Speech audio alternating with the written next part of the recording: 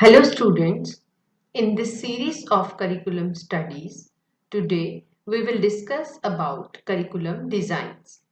Before understanding different types of curriculum designs, first of all we will understand what do you mean by a design. It is the arrangement of the elements or components of a curriculum into a substantial entity which is known as design. If we talk about curriculum design, it is the development of curricula or course design for students.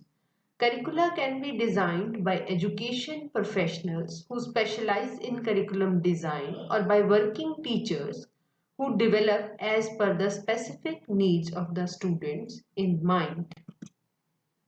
We need to understand the elements of curriculum designs. There are four basic elements around which every design revolves around.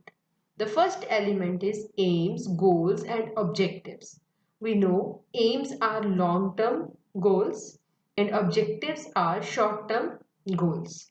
So aims, goals and objectives are the first and foremost important element of any curriculum design.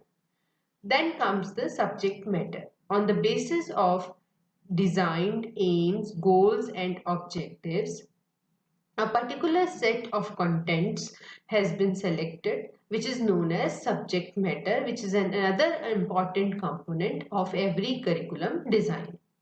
Then comes the learning experiences. On the basis of desired aims, goals and objectives and the selected subject matter, certain kind of learning experiences are enlisted in every curriculum design, and then as per the learning experiences provided, the evaluation approaches will be designed. So these are the four elements around which every curriculum design will revolve around. So let us proceed further to know the steps of curriculum designs. The first step is every curriculum design. In every curriculum design, there will be analysis of social needs. What are the demands of the society? Then analysis of students' needs. Then translating the needs into course, general, learning or terminal aims, and then splitting these aims into objectives and then specific objectives. Then comes the grouping of the objectives into subjects and then driving the subjects from the above classification. And then comes the unit-wise division of each subject matter. Now, there will be specification for the required time need to realize the already designed objectives. And on the basis of this division and this planning, there will be syllabus formulation. And then there will be selection of teaching learning strategies and evaluation techniques. So these are the basic steps of curriculum design. Now comes the basic structure of a curriculum. Means the curriculum you are going to design, whether it is of school, secondary school stage or for a higher education, in every curriculum there will be some structure, some basic structure. That is, there will be introduction of the curriculum, why this curriculum is being framed, what is the intention behind it, what will be the scope of this particular kind of curriculum, what will be the aims and goals, what will be the courses of study in this particular kind of curriculum, which methodology will be followed, which materials teachers need to be consulted, which media need to be consulted, what will be the evaluation scheme, what are the expected outcomes, and for which word of work or vista of life we are preparing for a particular set of students with this structure of curriculum. So these are the basic things in which in every curriculum we need to include. So on the basis of this basic introduction, I proceed further to give you the types of curriculum designs. There are basic three categories of curriculum designs. There are subject-centered designs, learner-centered designs and problem-centered designs. These are the basic categorization.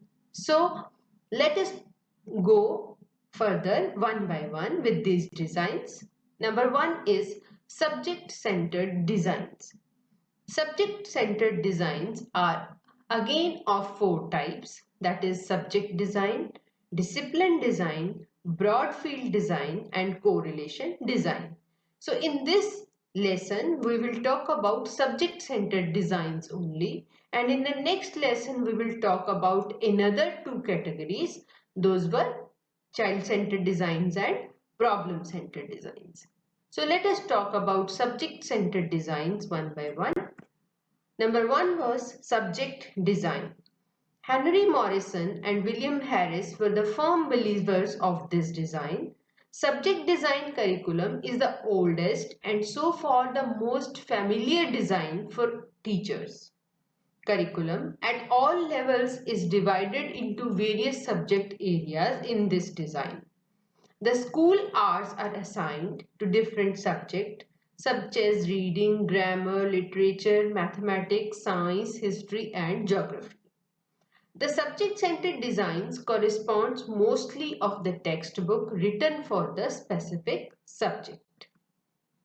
There are certain strengths and weaknesses of this design. The strengths are that there is emphasis on verbal activities.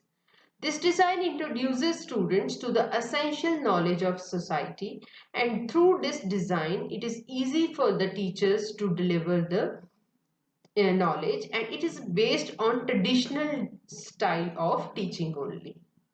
But there are certain weaknesses because this design prevents individualization. It disempowers students because there is no place for creativity. It fails to foster social, psychological and physical development. There is strict compartmentalization of subjects, and it neglects students' needs, interests and experiences and fosters passivity.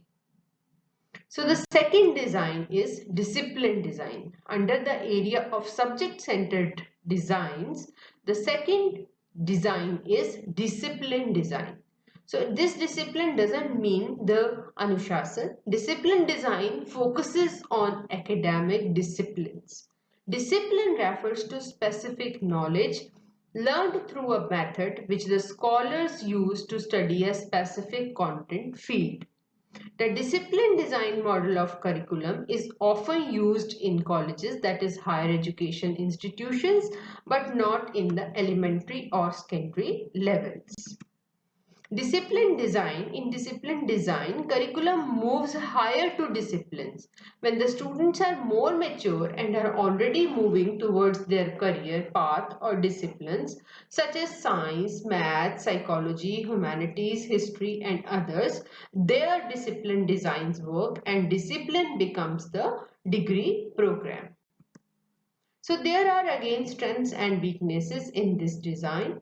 Strengths are students attain mastery of the content and independent learning. Subjects to be taught to any child at any stage of development are very clear. But this design ignores information that cannot be classified as disciplined knowledge, and it addresses only the interest of the higher education institutions. And students have to adapt themselves to the curriculum. There is no place of creativity or no flexibility is there. Then comes the broad field design, that is something interdisciplinary approach. This approach attempts to integrate content that appears to fit together logically. It allows students to have to understand relationship among the various aspects of curriculum content as well as wholeness of meaning. Students are invited here to participate through the construction of meaning in grasping the meaning or meanings of the whole. So broad field designs, there are some examples such as geography, economics, political science, anthropology, sociology and history are fused into one subject called social studies. Like languages also include grammar, literature, linguistics, spellings and composition. So this kind of examples From this kind of examples, we can understand the broad field designs and their approach. There are again strengths and weaknesses. Strengths are that it allows students to discern relationship among various aspects of curriculum content, and students can participate in construction of meaning. But there is issue of breadth and depth, that is the foremost weakness of this kind of design. Then comes the correlation design. This kind of design allows for some linkage of separate subjects in order to reduce fragmentation of the curricular content. Subjects are related to one another, but each subject maintains its identity and has its own unique feature. For example, English literature and social studies correlate well at elementary level. In both of the subjects, history is being studied. Different literary pieces during the historical period are being studied. The same is true when science becomes the core, mathematics is related to it as they are taken in chemistry, physics and biology. Another example of literature as the core and art, music, history, geography will be related to it. To use correlation design, teachers should plan their lessons accordingly and they should sit together, work in teams so that they can plan it in a well manner. So there are weaknesses and strengths. Strength is it allows linkage of some subjects to reduce fragmentation, but it requires alternative forms of scheduling and requires teachers to plan differently and cooperatively. And sometimes due to lack of cooperation, the plans doesn't work and this kind of design leads to confusions also. So this is all about correlation design and this is all about this lesson. Thank you so much. See you in the next lesson for child-centered designs and problem-centered designs. Bye bye.